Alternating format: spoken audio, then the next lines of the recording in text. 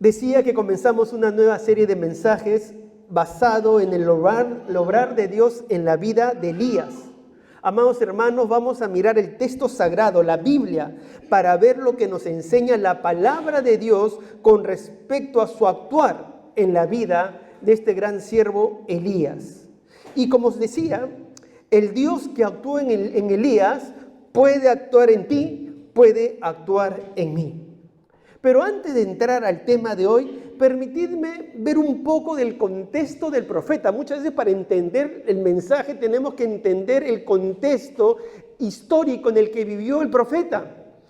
Y espero no aburrirlos con esta narración de algunos sucesos históricos, pero es importante entenderlos, ¿vale? Muy bien. Por más de 100 años, los israelitas habían vivido bajo el reino de 3 reyes. ¿Se acuerdan los primeros 3 reyes de Israel? Saúl, David y Salomón. 3 grandes reyes, grandes y famosos.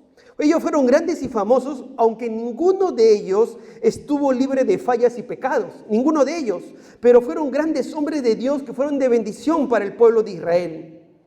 Al final de la vida de Salomón, estalló una guerra civil que dividió el pueblo de Israel, se partió y se convirtió en Israel, reino del norte y reino del sur. Era llamado el reino del norte Israel, con su capital en Samaria, y el reino del sur, llamado Judá, con su capital en Jerusalén. Sabían. Entonces, reino del norte y reino del sur. Se partió el reino con Roboam, y Roboam se convirtió en el rey del reino del sur y Jeroboam en el reino del norte en Israel. Así que así pasó en la historia de Israel. Ahora, en el reino del norte hubieron 19 reyes, 19 monarcas.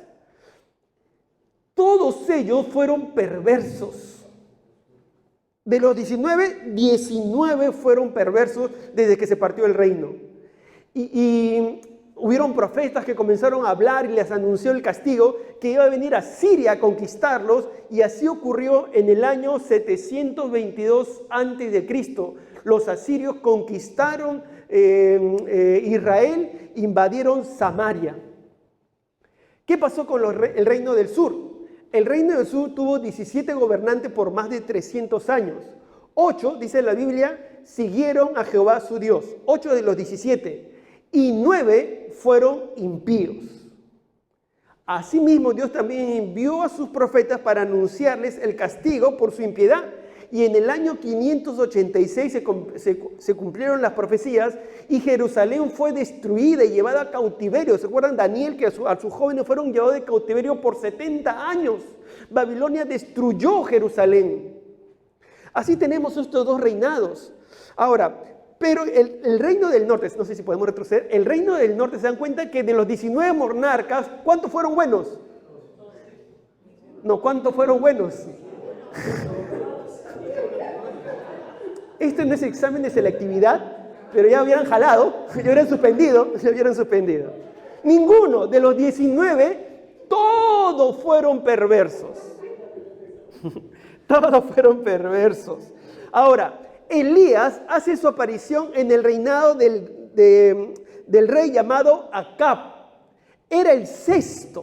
Miren lo que dice 1 Reyes 16:29. Miren, comenzó a reinar Acab, hijo de Onri. Esto es interesante porque Onri fue un rey también malo, muy malo, pero Acab lo superó.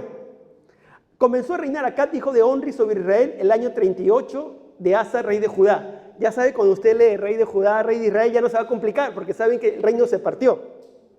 Seguro la primera vez que lo leíamos nos complicamos. Rey de Israel, rey de Judá, ¿cómo es esto? El reino se había partido, por eso que hay reino de Israel, reino de Judá. Y reinó Acab, hijo de Onri, sobre Israel en Samaria 22 años. Y Acab, hijo de Onri, hizo lo malo ante los ojos de Jehová, más que todos los que reinaron antes de él. Acab fue el 6º monarca de Israel desde su división y siguió haciendo lo malo. El asesinato y la idolatría fueron las características de los reyes anteriores. Su padre Onri fue un mal rey, peor que los anteriores, pero Acab hizo más malo que su padre Onri. Es decir, Israel iba de mal en peor. En peor. Y no solamente el autor del libro sagrado nos habla de ello, sino también nos habla de un matrimonio. Es interesante porque en la historia de los reyes no se habla de las mujeres de los reyes, no se habla de sus matrimonios, pero en el caso de Acab sí. Miren lo que dice el versículo 31, dice, porque, hablando de Acab, porque le fue ligera cosa andar en los pecados de Jeroboam. Jeroboam fue el primer rey de Israel, hijo de Nabat, y tomó por mujer a Jezabel. Recuerda este nombre, Jezabel, hija de Etbaal, rey de los Sidonios, y fue y sirvió a Baal y lo adoró, e hizo altar a Baal en el templo de Baal que él edificó en Samaria. Hizo también acá una imagen de Acera, haciendo no solamente Baal, sino Acera, haciendo así acá más que todos los reyes de Israel que reinaron antes que él, para provocar la ira de Jehová, Dios de Israel. ¿Por qué se menciona a la esposa? ¿Por qué se menciona a la mujer? Si todos los reyes no se menciona a la mujer. ¿Por qué se menciona este matrimonio? Porque no se mencionan los demás reyes los matrimonios. ¿Por qué se empeña en decirnos el nombre de la mujer, el linaje de la mujer de Jacob, de Acab, perdón? ¿Por qué? Creo que por dos motivos. Porque en primer lugar, esta mujer Jezabel era una persona dominante en el matrimonio. ¿Cómo se dice a las mujeres que dominan el matrimonio? ¿Cómo se dice? Generala, era la generala. ¿Y cómo se dice a los maridos que se dejan dominar?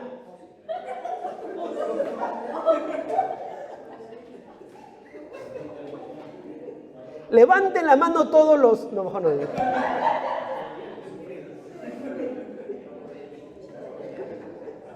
Escuchadme, amados hermanos. Jezabel era en realidad quien dominaba a Acab y también en realidad gobernaba en el reino de Israel. Como se dice, era el poder detrás del trono. El gobierno de Acab era un gobierno de Jezabel. Jezabel gobernaba a su marido, el monarca, y por consiguiente gobernaba en el pueblo de Israel. Además, Jezabel fue la que inició el culto a Baal en Israel. El culto a Baal ya era antiguo, se hacía, fueron de origen cananeo, ya tenía mucho tiempo, pero en Israel fue introducido y practicado por el gobierno de Acab, y Jezabel introdujo el culto idolátrico. Jezabel fue una mujer mala, vamos a ver, muy mala. Creo yo que de pronto es la más mala de la historia bíblica, me parece. Hay mujeres muy malas, pero creo que Jezabel es la campeona. Introdujo el culto a Baal.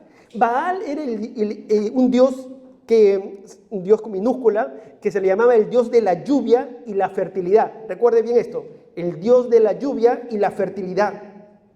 Pero esta adoración idolátrica llevó a Israel a una iniquidad mayor. Esta idolatría lo llevó a una iniquidad mayor.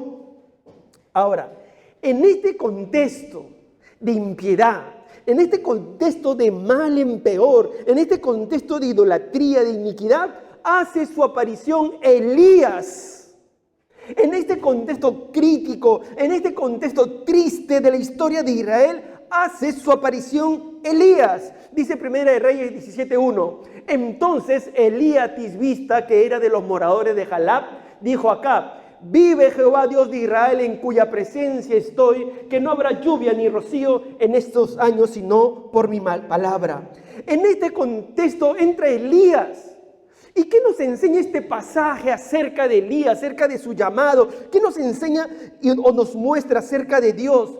Permitidme hoy, mis amados hermanos, compartir 3 enseñanzas, 3 verdades que encuentro en este pasaje acerca del obrar de Dios. Y en primer lugar, hoy aprendamos que Dios es el que levanta a sus siervos. Dios es el que levanta a sus siervos. Y puse entre paréntesis, personas comunes y corrientes. Personas comunes y corrientes, limitadas, pecadoras, son las que Dios llama. Ahora, recordad, el abismo que había entre Dios y su pueblo Israel había llegado a su máxima anchura. No solamente se adoraba a Baal, sino ¿a quién más se adoraba? A Acera, la diosa principal de Tiro. Y en la mitología de la idolatría era la madre de Baal. Miren el texto, si podemos poner una vez más el texto del versículo 32. Miren el anterior. Dice, miren cómo detrás de las líneas del autor sagrado habla de lo malo de Acab y dice, e hizo altar a Baal en el templo de Baal que él edificó en Samaria, 33, e hizo también acá una imagen de Acera, haciendo así Acab más que todos los reyes de Israel que reinaron antes de él para provocar la ira de Jehová, Dios de Israel. Observa detrás de la línea la tristeza impregnada en el texto sagrado. La tristeza de ver a un hombre, a un rey que permitió que el pueblo de Dios se extraviara a convertirse en un pueblo idolátrico que adoraba a Baal y a Acera. En medio de ese contexto aparece Elías. Dios levanta a Elías. Y es interesante porque el nombre de Elías, que se escribe Elihab, nosotros le decimos Elías, pero se escribe Elihab, y es un nombre que tiene dos composiciones. Tiene la composición Elohim, que significa Dios, y la abreviatura de Elohim es El. Cuando usted lea en los salmos encuentre El, significa, es la abreviatura de Elohim. Y la abreviatura de Jehová es Jab. Van a encontrar en los salmos también Jab, J-A-H, que es la abreviatura de Jehová, el nombre de Dios.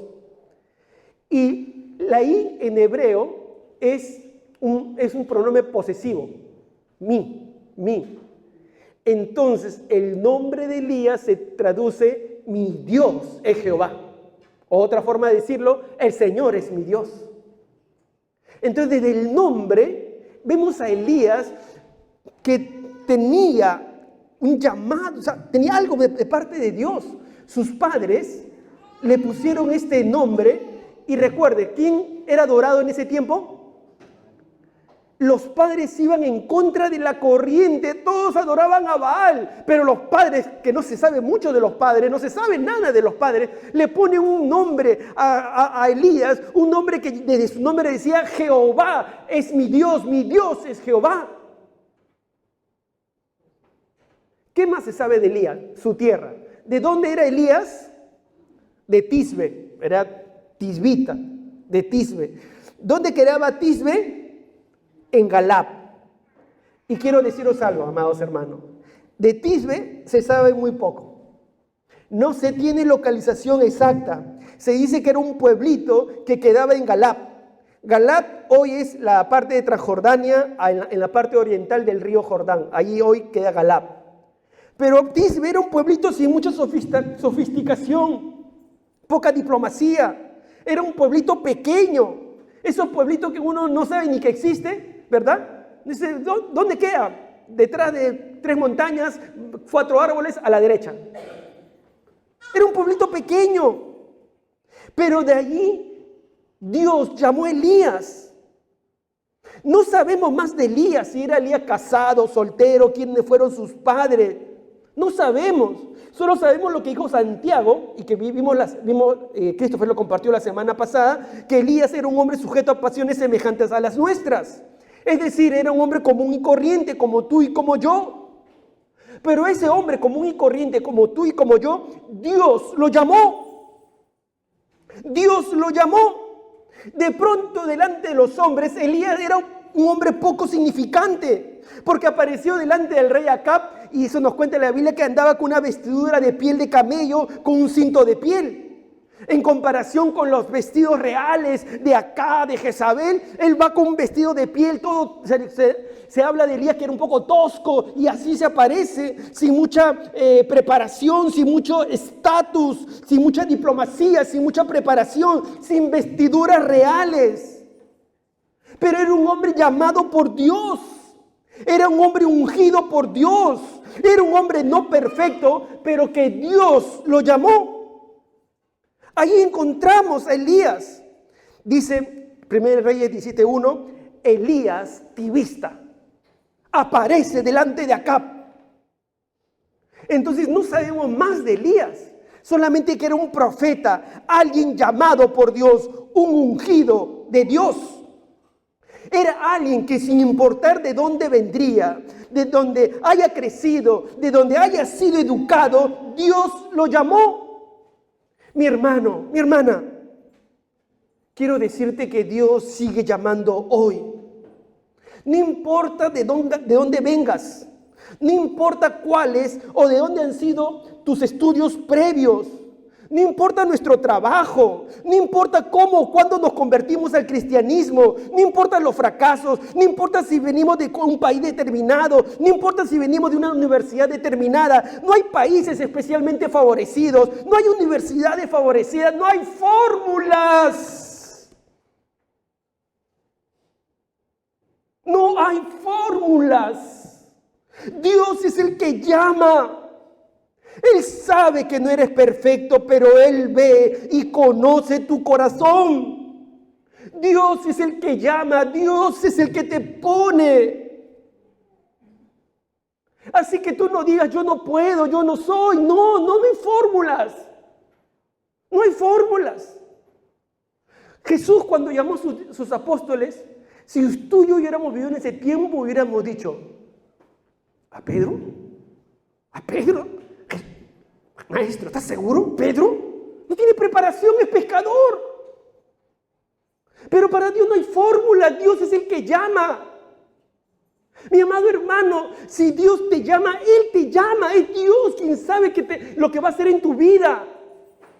Él no te pide determinados títulos, determinada preparación. No. Como Elías, no se sabía de dónde venía. Quizás no vivió en un pueblito pequeño. No tenía gran preparación, pero Dios lo llamó, Dios lo llamó. Por eso de ahí viene nuestro respeto a las autoridades, porque Dios es el que llama, Dios es el que los pone. Ahí viene nuestro respeto. Amados hermanos, no respeta a los pastores, a los líderes, porque Dios los pone. Dios es el que llama, Dios es el que pone. ¿Y sabes quién entendía esto bien? ¿Sabes quién lo entendía bien esto? ¿Te acuerdas de David? ¿Te acuerdas de David? ¿Quién lo quería matar a David? El rey Saúl. Y cuéntale la palabra de Dios que en un momento Saúl entra en una cueva a ocuparse. Y de pronto, ¿quiénes estaban ahí? David con todos sus hombres.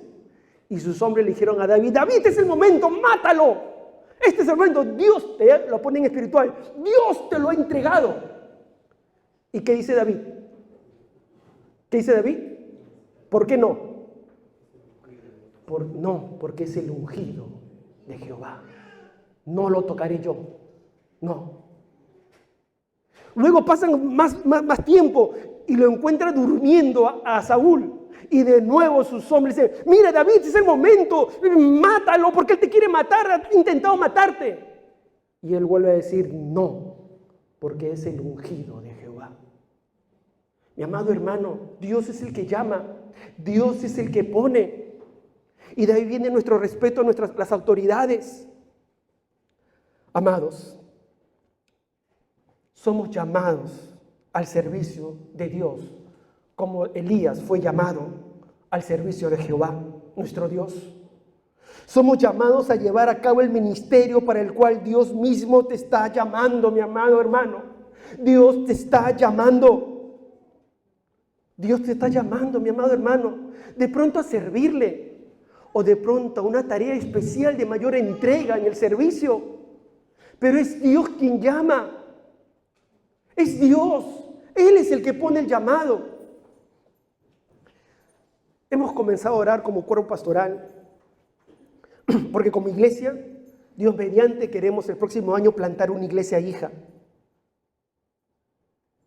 Pero de pronto aquí está la persona o la familia que Dios quiere utilizar para ello.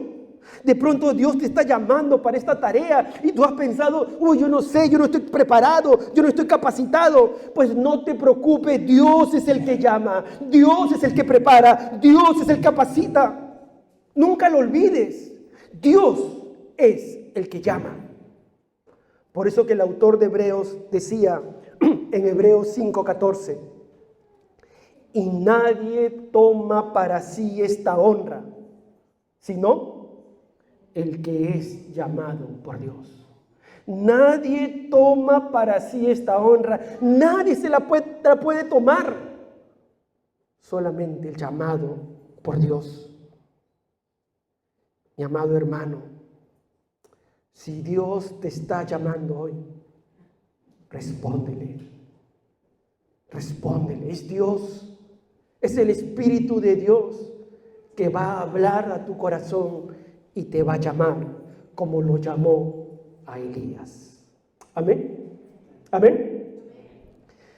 Amén. Dios es el que llama. Segundo, Dios respalda a sus siervos.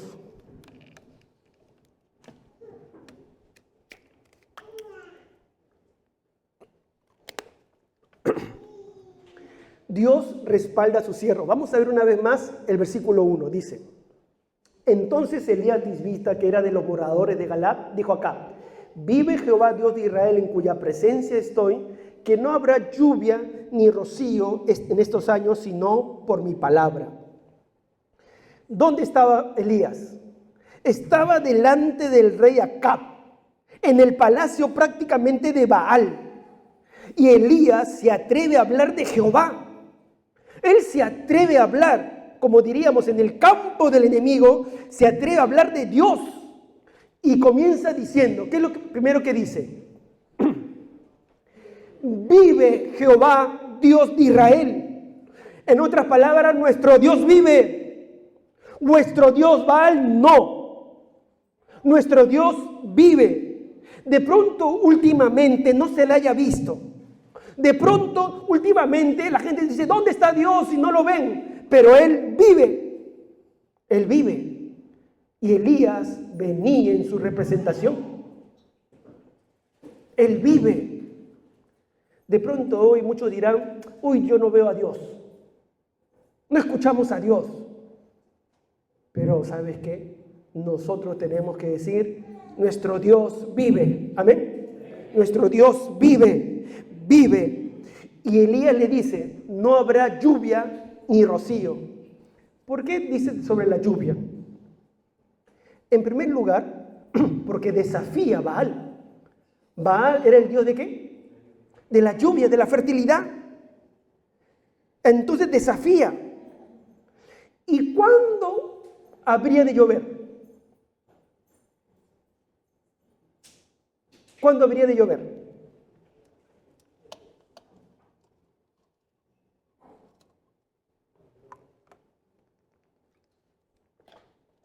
¿Cuándo?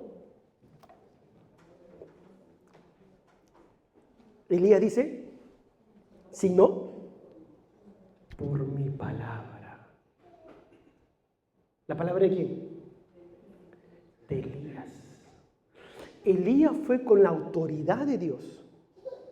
Dios lo respaldó. Y él dijo, no va a llover hasta que yo lo diga. Dios lo respaldó a Elías. Mi amado, cuando Dios llama, Dios respalda a sus siervos. Dios camina con sus siervos. ¿Por qué Elías tenía la seguridad del respaldo de Dios? ¿Por qué Elías tenía esa seguridad? ¿Sabes por qué? Porque Elías conocía la palabra de Dios y él conocía de las advertencias que Dios ya había dicho en Deuteronomio capítulo 11, versículo 13 hasta el 17. Dice, Dios dijo, si obedecieres cuidadosamente a mis mandamientos que yo os prescribo hoy, amando a Jehová vuestro Dios y sirviéndole con todo vuestro corazón y con toda vuestra alma, yo daré la lluvia de vuestra tierra a su tiempo, la temprana y la tardía, y recogerás tu grano, tu vino y tu aceite. Versículo 15. Daré también hierba en tu campo para tus granados, y comerás y te saciarás. Guardaos pues que vuestro corazón no se infatúe, y os apartéis y sirváis a dioses ajenos, y os inclinéis a ellos. Y se encienda el furor de Jehová sobre vosotros, y cierre los cielos, y no haya lluvia, ni la tierra dé su fruto, y perezcáis pronto de la buena tierra que os da Jehová. Elías encontró convicción en el texto sagrado. A través del texto sagrado él entendió y comprendió que esta advertencia era para este tiempo. Él tenía la convicción que venía de Dios. Sí, era un hombre común y corriente, sujeto a debilidades, defectos, pero Santiago también nos dice que oraba fervientemente, y mientras oraba meditaba, y seguro que meditaba la palabra de Dios con tristeza, sufría por lo que ocurría en su pueblo, pero su convicción creció en la palabra de Dios. Dios le guió que había llegado el día en que estas advertencias de Jehová se llevarían a cabo. Y fue, y se lo dijo al rey Acab: no va a llover hasta que yo lo diga. Dios respalda. Cuando Dios llama, Dios respalda. Dios respalda. Y tú ves, de los llamados de Dios vemos el fruto, vemos los resultados, vemos la cosecha. Porque Dios respalda, mi amado hermano. Tú no pienses, yo no estoy capacitado, yo no puedo. Dios te va a respaldar. Dios va a ir contigo porque es su obra. Alguien me decía: pastor, plantar otra iglesia, qué difícil. Pero yo le decía, si tenemos al llamado por Dios, Dios le respalda y habrá resultados. Ya Dios nos habló a nosotros. Ahora nos toca orar para que Dios levante, para que Dios llame a la persona o familia. Y si Dios lo llama, Dios lo respalda. Dios respalda sus llamados, mi amado hermano. Así que no tengas temor. No tengas temor de servirle al Señor. Sí es cierto, es una guerra espiritual. Sí es cierto, hay problemas, hay dificultades. Sí es cierto. Pero Dios te respalda. Dios te respalda. ¿Qué tenemos que hacer? Lo que Elías hacía.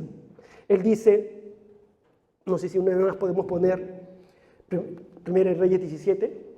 Dice él, dice una vez más: vive Jehová Dios de Israel. ¿Qué más dice? En cuya presencia estoy. Elías se centraba en Dios. Si hoy tuviéramos que decirlo con nuestro vocabulario, diríamos: Elías era un adorador. Vivía en la presencia de Dios. Buscaba a Dios a través de su palabra. Su palabra aumentaba su fe. Era un adorador constante. Buscaba a Dios. Vivía en la presencia de Dios. Ahora que estamos dictando mis primeros pasos, alguien nos preguntó: pastor, ¿y si peco entonces dejo de ir a la iglesia? No, le dijimos, no, mi hermano, eso no pienses. Todos somos pecadores. Pero pecador no es el que peca, sino el que persiste en el pecado. El que persiste en el pecado. Por eso la Biblia dice, y lo repetimos una vez más, se lo repetimos a nuestros hermanos de mis primeros pasos, 1 Juan 1:9. Si confesamos nuestros pecados, Él es fiel y justo para perdonar nuestros pecados. ¿Y qué más? Y limpiarnos de toda maldad. Cuando volvemos a Dios, entonces volvemos a su presencia limpios por Dios. Podemos volver a su palabra. Podemos volver con fe. A veces es más difícil perdonarse a sí mismo. Dios ya te perdonó, porque Dios sabe que tú no eres perfecto. Entonces uno vuelve a Dios, vuelve a su presencia, y uno debe permanecer en la presencia de Dios. aprender de los fallos y a permanecer en la presencia de Dios. Mi amado hermanos, Elías permanecía en la presencia de Dios. No era un hombre perfecto, pero uno debe aprender de los fallos y buscar más y más a Dios y apegarse más a Dios y decir como Elías: vive Jehová en cuya presencia estoy. Amén. Uno debe ser un adorador. Mi amado hermano, si Dios te llama, Dios te respalda. No es la iglesia, no es una persona. A veces, querido hermano, Dios te ha llamado al ministerio, no es tampoco la iglesia quien te respalda, es Dios. Dios utiliza las autoridades, sí. Las autoridades que uno está bajo sujeción. Pero Dios es el que te llama, Dios es el que te respalda. Así que no tengas temor, no tengas temor. Dios usará todo lo que te pase en tu vida para formar tu carácter, para formar a su siervo o a su sierva. Así que no te olvides, Dios llama y Dios respalda. Amén. Vamos a la tercera. Dios utiliza a sus siervos. Es interesante que cuando Dios lo lleva ahí vemos en 1 Reyes 17:1, Dios lo lleva a Elías frente a Acab. Es interesante, ¿sabes por qué? Porque Dios no levanta un ejército para destruir a Acab. Dios no envió a señores brillantes para defender su caso. Dios no envió a hombres con vestiduras impresionantes para impresionar a la majestad del rey. No. Dios en lugar de ello llamó a un hombre de un pueblito no conocido, con vestiduras un poco, ¿cómo podríamos decir? Un poco no muy comunes. Se apareció con su piel de camello, su cinto de cuero, no muy comunes. Y es que, amado hermano, recuerda esto. Dios hace lo inimaginable. Dios hace lo inimaginable. Buscó un hombre de un pueblo pequeño, sin muchas credenciales, alguien que nadie conocía, un poco tosco, sin muchos modales, de pronto sin mucha preparación. Pero ¿sabes qué? Lo utilizó grandemente. Fue un instrumento divino, porque Dios lo utilizó para decir que iba a haber una sequía, y hubo verdaderamente una sequía de más de 3 años.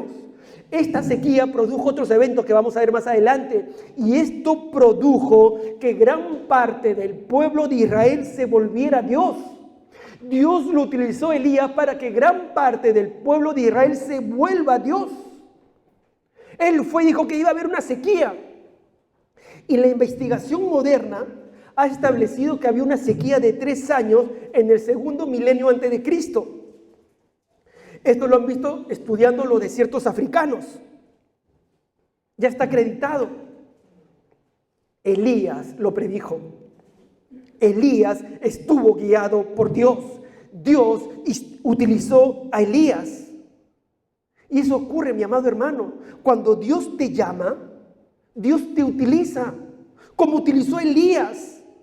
Dios te utiliza como Elías, dio un mensaje que produjo transformación. Y cuando Dios te llama, te da un mensaje que produce transformación. Dios te utiliza para transformar vidas con el mensaje del Señor. Así es, tú ves el obrar de Dios. Elías fue un hombre utilizado por Dios. ¿Y sabes por qué lo utilizó? Porque Elías tenía fe. Elías tenía fe, era un hombre de fe. Elías le creyó a Dios. Elías no le dijo a Dios: mira Dios, mira, yo te puedo servir, pero yo no estoy para ir a un palacio, Señor. Mira, yo soy de un pueblito pequeño. Yo no tengo mucha preparación. Es más, yo no sé hablar con protocolo, ni presentarme con cierto protocolo y ciertos aspectos de diplomacia. No las tengo. Así que Dios, mira, yo te puedo servir en otro lugar. Mándame mejor a España.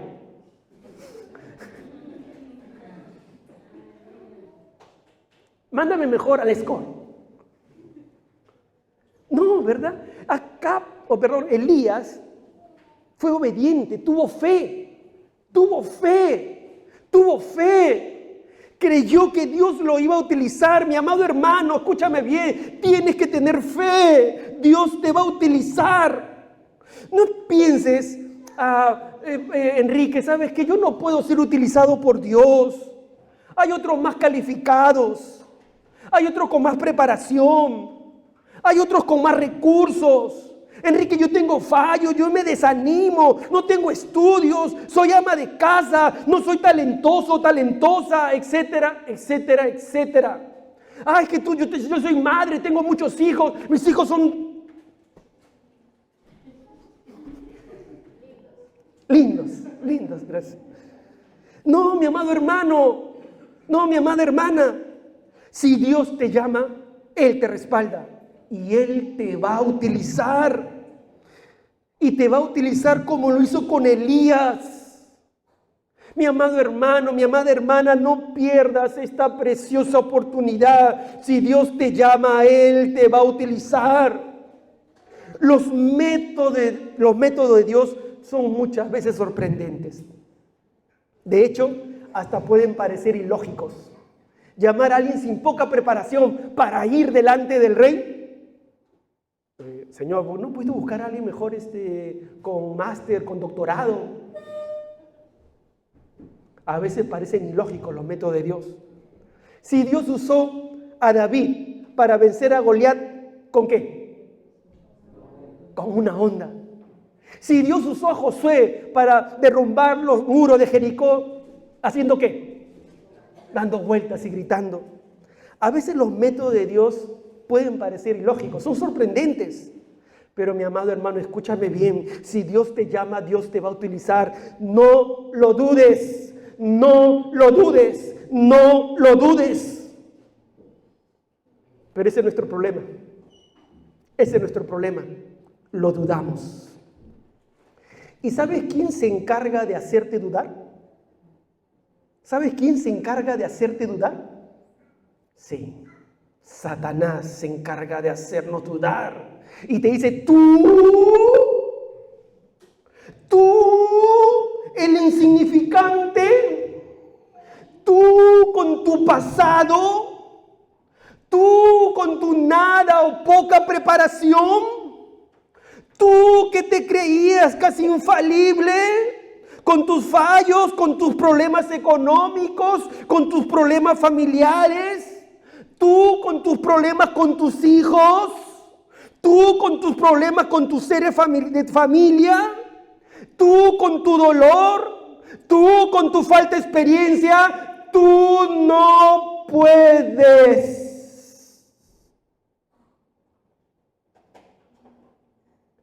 Y el problema es que muchos le creen a esos susurros de Satanás. ¿Sabes? Es muy probable que Elías tuvo estas luchas. De un pueblito tan pequeño que nadie conocía, ir delante de Acab, de Jezabel. Pero si Dios te llama, mi amado hermano, Dios te respalda y Dios te utiliza. Es Dios. Te va a utilizar para llevar su mensaje y vas a ver cómo las vidas serán transformadas, familias serán transformadas. Gente vendrá al conocimiento de Dios. Dios te utiliza, pero créele a Dios. Créale a Dios, aun cuando el enemigo te susurre o aún te lo grite tan fuerte, tú créele a Dios. Tú y yo tenemos que creerle a Dios. Tú podrás pensar, pastor, usted tiene experiencia y usted ya... No, mi amado hermano.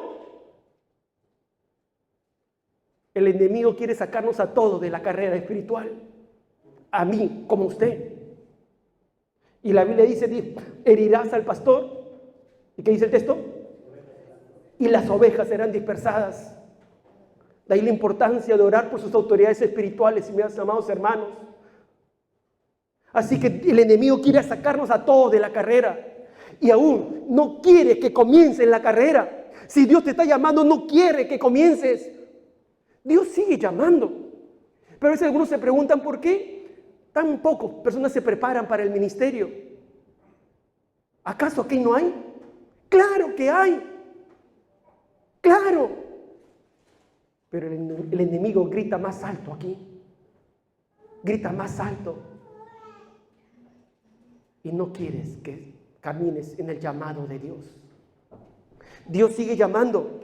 Dice Ezequiel 22:30. Dios dice: y busqué entre ellos hombre que hiciese vallado y que se pusiese en la brecha delante de mí a favor de la tierra para que yo no la destruyese. ¿Y qué dice? Tristemente no lo hallé. Dios sigue buscando hombres y mujeres que se pongan en la brecha.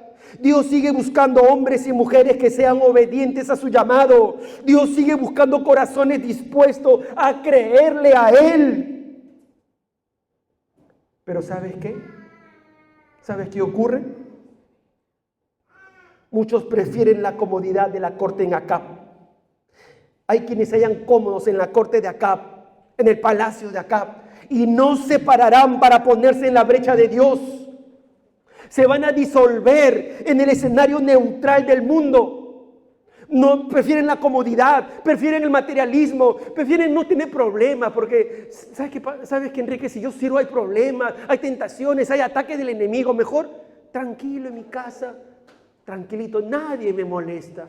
Llego a mi casa después de trabajar y prendo mi televisión, como mi comida, duermo, mañana trabajo, regreso de mi casa, duermo, como mi comida y me acuesto y así vivo tranquilo. Nadie se mete conmigo, yo no me meto con nadie y tranquilito. Porque cuando uno sirve, hay que enfrentar los problemas. Hay el hermano rebelde, la hermana rebelde, el hermano fastidioso, la hermana fastidiosa. Hay los ataques del enemigo, Satanás te ataca y mejor yo prefiero. ¿Qué prefiero? Ser abogado para tranquilito, dedicarme ahí y nada más. Ser contador, ser esto y no servirle a Dios. Sí, es cierto que va a haber obstáculos, luchas, guerra espiritual. Pero ¿sabes qué, mi amado hermano? La bendición que cuando estemos delante de Dios, Jesús te va a decir, ¿se acuerdan las palabras? Buen siervo fiel. Buen siervo fiel. Sobre poco fuiste fiel. No tiraste la toalla al primer problema.